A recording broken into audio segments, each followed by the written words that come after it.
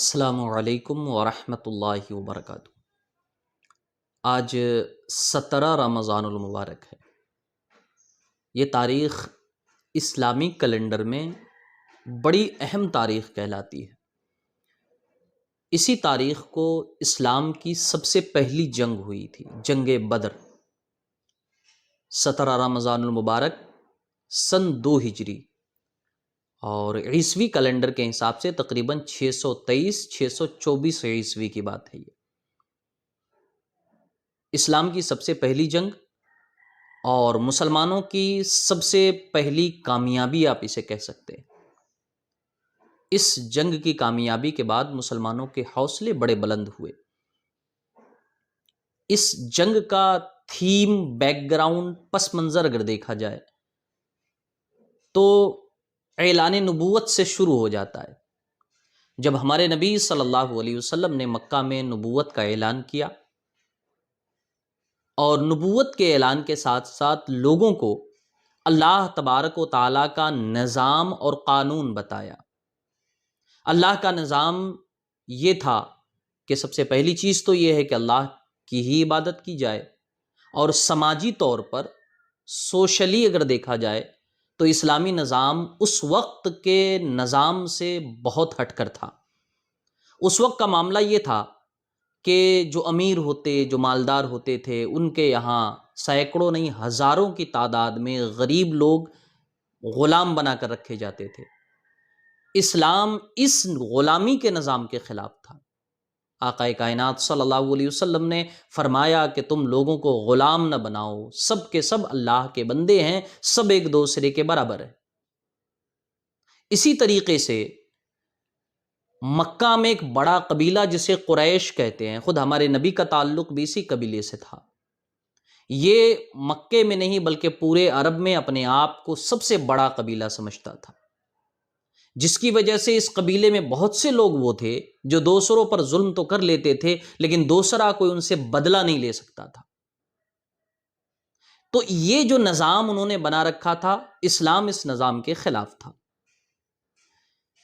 نبی کریم صلی اللہ تعالیٰ علیہ وسلم نے جب اعلان نبوت کیا اور یہ باتیں لوگوں کو بتائی تو جو سرداران قریش تھے، سرداران مکہ تھے، بڑے بڑے لوگ تھے، انہیں یہ بات بری لگنے لگی کہ اگر ان کے دین دھرم کو اپنا لیا جائے تو ہماری سرداری ختم ہو جائے گی، ہمارا بڑا پن چلا جائے گا، ہمارے غلام ہمارے ہاتھوں سے نکل جائیں گے، ہمارا خاندان اور ہمارا قبیلہ جو سب سے الگ، بڑا اور ممتاز مانا جاتا ہے، یہ امتیاز ختم ہو جائے گا۔ اسی لیے انہوں نے مسلمانوں کو ستانا شروع کیا۔ ہمارے نبی صلی اللہ تعالیٰ علیہ وسلم کی اعلان نبوت کے بعد مکی زندگی تقریباً 13 سال کی ہے۔ 13 سال میں یہ لوگ جتنا ستا سکتے تھے انہوں نے ستایا، پریشان کیا، آپ کا سوشلی بائیکاٹ کیا۔ شیب ابی طالب نامی پہاڑ کے ایک گوفے میں آپ کو اپنے خاندان کے ساتھ رہنا پڑا۔ یہ سارے مظالم سہنے کے بعد اخیر میں اللہ کے نبی صلی اللہ علیہ وسلم نے اپنے جانثاروں کو، مسلمانوں کو حکم دیا کہ تم لوگ مکہ چھوڑ کر کہیں اور جا بسو۔ مسلمان جانے لگے، جاتے جاتے مسلمانوں کو بھی پکڑ پکڑ کر ان لوگوں نے مارا، شہید کیا۔ بہرحال کچھ مسلمانوں نے مکہ سے حبشہ ہجرت کی اور پھر حبشہ سے مدینہ۔ بقیہ مسلمان بھی مکہ سے مدینہ پہنچے، ہمارے نبی صلی اللہ تعالیٰ علیہ وسلم بھی پہنچے۔ جب مسلمان مکہ سے مدینہ چلے گئے تب بھی ان کے دل کی آگ بجھی نہیں، انہیں بڑی پریشانی ہو رہی تھی کہ مسلمانوں کو ستا نہیں پا رہے۔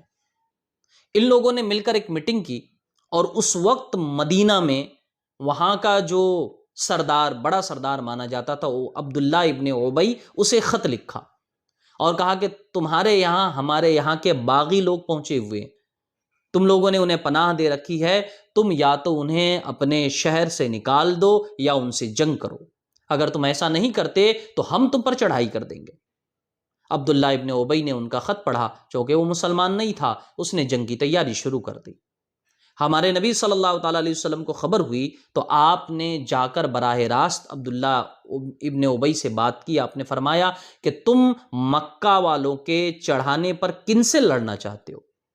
ان لوگوں سے جو تمہارے باپ، بھائی، بھتیجے، بھانجے ہیں، کیونکہ نبی کریم صلی اللہ علیہ وسلم کو مدینے میں اور مسلمانوں کو مدینے میں مدینے کے لوگوں نے پناہ دی تھی، جنہیں انصار کہا جاتا ہے، اور مدینے کے یہ لوگ کہیں نہ کہیں سے عبداللہ ابن ابی کے رشتے اور خاندان میں آتے تھے۔ تو ہمارے نبی نے فرمایا کہ تم کیا مکہ والوں کے چڑھانے پر اپنے باپ، بھائی، بھتیجے، بیٹے، بھانجوں سے لڑنا چاہتے ہو؟ حضور کا یہ سمجھانا اس کے لیے فائدہ مند ہوا، وہ جنگ سے باز آ گئے۔ جب مکہ والوں کو یہ بات پتہ چلی تو آگ بگولا ہوئے۔ پھر انہوں نے آپس میں ایک پلان بنایا کہ باضابطہ پورے ساز و سامان کے ساتھ مدینے پہ چڑھائی کر دی جائے، مدینے والوں پر حملہ کر دیا جائے۔ اس کے لیے زیادہ رقم، زیادہ پیسوں کی ضرورت تھی۔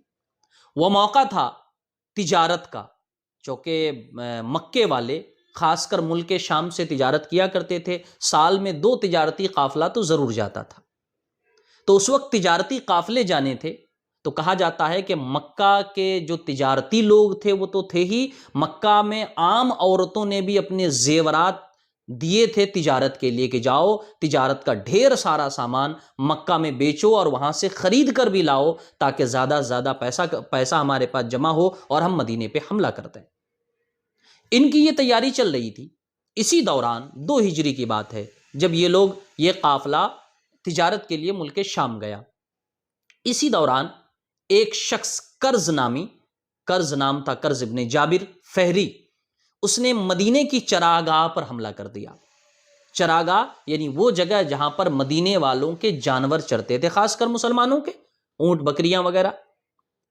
چراگاہ پر حملہ کیا اور حملہ کرنے کے بعد جتنے جانور لے جا سکتا تھا لوٹ کر لے گیا۔ مسلمانوں کو خبر ہوئی، اور ساتھ ہی مسلمانوں کو یہ بھی خبر ملی کہ کفار مکہ نے ملک شام ایک بڑا قافلہ جنگ کے لیے بھیجا ہے۔ بتایا جاتا ہے تقریباً 400 کلو سونا کی قیمت کا سامان وہاں پہ تھا اس قافلے میں، اور مسلمانوں نے یہ بھی جانا کہ یہ قافلہ کامیابی کے ساتھ جب مکہ لوٹ جائے گا تو مکے والے مدینے پہ حملہ کریں گے۔ مدینے والوں کے پاس کوئی راستہ نہیں تھا۔ آقا کائنات صلی اللہ علیہ وسلم کے حکم پر ایک دستہ، چند لوگوں کا ایک دستہ، ایک گروہ، ایک جماعت، ایک ٹیم نکلی، اور یہ ٹیم یہ جاننے کے لیے نکلی کہ یہ قافلہ کہاں ہے اور کدھر سے گزرتا ہے، چونکہ مکے والوں کا تجارتی قافلہ جو شام جاتا آتا تھا ان کا راستہ مدینے سے ہو کر ہی گزرتا تھا۔ جب یہ چھوٹا سا دستہ ان کے تعاقب میں نکلا، انہیں جاننے کے لیے نکلا، تو یہ خبر تقریباً اس قافلے میں پہنچ گئی جو مدینہ انٹر نہیں کیا تھا، ابھی مدینہ داخل نہیں ہوا تھا، مدینے سے پہلے تھا۔ قافلے کا سردار امیر کارواں ابو سفیان تھے۔ ابو سفیان نے کچھ لوگوں کو بھیج کر مکے میں خبر کروائی کہ دیکھو مدینے والے ہو سکتا ہے ہم پر حملہ کر دیں، اگر مدینے والوں نے حملہ کر دیا، ہمارا قافلہ لوٹ لیا، تو سمجھو ہم کنگال ہو جائیں گے۔ یہ خبر مکے میں جاتے ہی مکے کا ایک بڑا لشکر جو تقریباً 1000 سے زائد لوگوں پر مشتمل تھا، وہ پورے ساز و سامان کے ساتھ تیار ہو کر مدینے پہ چڑھائی کے لیے نکلا۔ ابھی مدینہ پہنچا نہیں تھا، بدر کے مقام پر جو مکہ مدینہ منورہ سے تقریباً 138 کلومیٹر کی دوری پہ واقع ہے، بدر کے مقام پر جب ان کا قافلہ پہنچا تو انہیں پتا چلا کہ نہیں، مسلمانوں نے کوئی حملہ نہیں کیا ہے اور ان کا قافلہ سلامتی کے ساتھ پہنچ رہا ہے، لیکن یہ مانے نہیں، یہ جنگ کے ارادے سے چونکہ نکلے تھے، انہوں نے مدینے پہ چڑھائی کا ارادہ ٹالا نہیں، وہیں بدر کے مقام پر بیٹھ گئے کہ ہمیں مسلمانوں سے جنگ لڑنی۔ مدینے میں یہ خبر ہوئی، آقا کائنات صلی اللہ علیہ وسلم نے اپنے کچھ صحابہ کو تیار کیا، چونکہ جنگ کے لیے نکلے ہی نہیں تھے اور نہ جنگ کا موڈ تھا، اور نہ مسلمانوں کے پاس اس وقت اتنے پیسے تھے کہ وہ جنگ لڑتے۔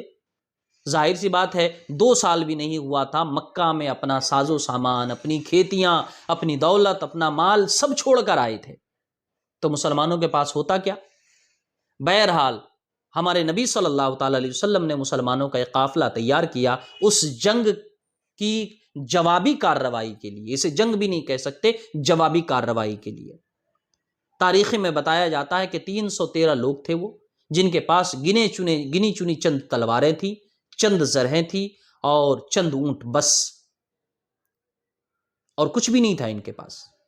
بہرحال یہ لوگ بھی میدان بدر میں پہنچے اور کفار مکہ سے سامنا ہوا۔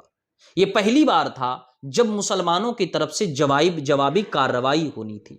اس سے پہلے مکہ میں جب بھی کفار نے مسلمانوں کو مارا، ستایا، قتل کیا، شہید کیا، جوابی کارروائی میں مسلمانوں نے کچھ بھی نہیں کیا تھا۔ یہ پہلا واقعہ تھا۔ جنگ بدر میں دونوں آمنے سامنے ہوئے، اور اللہ کا کرم دیکھیں، مسلمانوں کا حوصلہ تھا کہ 313 مسلمان، آپ جنہیں نہتہ کہہ سکتے ہیں، ان کے پاس کچھ خاص سامان نہیں تھے، اس وقت کے لحاظ سے کچھ بھی نہیں تھا۔ بہت سے لوگوں کے ہاتھ میں لاٹھی ڈنڈے اور بہت سے کھجور کی ٹہنیاں تھیں۔ ان کے ساتھ مسلمانوں نے جنگ لڑی اور اللہ تبارک و تعالیٰ نے انہیں فتح یاب کیا۔ مسلمان کامیاب ہوئے۔ تقریباً 70 بڑے بڑے سورما مارے گئے تھے کفار مکہ کے۔ آقا کائنات صلی اللہ علیہ وسلم نے اس کے بارے فرمایا تھا کہ مکہ نے اپنا دل اور جگر نکال کر بدر میں ڈال دیا ہے۔ ابو جہل جو ان کا سب سے بڑا سردار مانا جاتا تھا، وہ بھی اسی جنگ میں مارا گیا۔ 70 لوگ مارے گئے، 70 لوگ قیدی بنا کر مدینہ لے جائے گئے۔ یہ اس جنگ میں ایسی شرمندگی اور ایسی ہزیمت اٹھانی پڑی انہیں، ایسی ہار کا سامنا کرنا پڑا کہ آخر وقت تک یہ لوگ یہ ہار نہ بھلا سکے۔ کئی سال تک مکہ میں اس ہار کا ماتم منایا گیا۔ تو یہ وہ جنگ تھی جس جنگ میں اللہ تعالیٰ نے صرف 313 نہتے مسلمانوں کو 1000 سے زیادہ مسلح کافروں پر فتح عطا فرمائی تھی۔ تو آج کی تاریخ 17 رمضان المبارک، یہ تاریخ ہے اس جنگ کی۔ اس جنگ کا پس منظر اور اس جنگ کا واقعہ ہمیں بہت سارا سبق دیتا ہے۔ سب سے پہلی بات تو یہ کہ لوگ جو یہ کہتے ہیں کہ مسلمانوں نے جنگ کی تھی، ہونا یہ چاہیے تھا کہ جو مسلمان ستائے گئے تھے مکہ میں، مدینہ آنے کے بعد یہ اپنی طرف سے حملہ کرتے، لیکن انہوں نے حملہ نہیں کیا۔ جنگ بدر میں جو لڑائی ہوئی، یہ ان کے حملے کی، کفار مکہ کے حملے کی جوابی کارروائی تھی۔ اور ایک بہت بڑا سبق ہمیں یہ ملتا ہے کہ جنگیں تعداد اور اسلحوں سے نہیں لڑی جاتی، بلکہ جنگیں اللہ پر اعتماد اور حوصلوں سے لڑی جاتی۔ تعداد جتنی بھی ہو آپ کی، اگر آپ کا اللہ پہ بھروسہ ہے، آپ کا حوصلہ بلند ہے، تو آپ کو ڈرنے کی ضرورت نہیں ہے۔ آپ اگر اٹھ کھڑے ہوں گے تو اللہ آپ کو فتح و نصرت ضرور عطا فرمائے گا۔ السلام علیکم ورحمۃ اللہ وبرکاتہ۔